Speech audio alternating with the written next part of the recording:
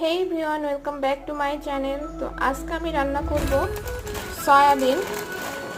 এটা হয়তো অনেকেই চিনেন, আবার অনেকেই হয়তো চিনেন না। যারা চিনেন না তাদেরকে বলে রাখি, এটা আপনি যদি খুব সুস্বাদু করে রান্না করতে পারেন না, তাহলে কিন্তু এই রান্নাটার কাছে মাংসও হার মেনে যাবে। এত বেশি সুস্বাদু আর এত বেশি মজাদার হয়। তো আমি আজকে রান্না করব। এই তো আমি অনেকগুলো সয়াবিন নিলাম, আর এখন এটাকে আমি হালকা বয়েল করে নেব 2 থেকে 3 মিনিটের জন্য।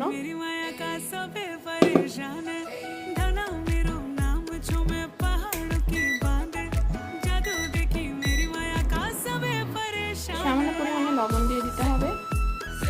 আর এখন এটাকে আমি 2 থেকে 3 মিনিটের জন্য বয়েল করে নিব। এর থেকে বেশিও বয়েল করা যায়, তবে বেশি করলে সমস্যা হয়। এটা কিন্তু ভাজতে হয় মাংসের মতন, সেটা কিন্তু লেগে যায় কড়াইয়ে, তাই বেশি সিদ্ধ করা যাবে না।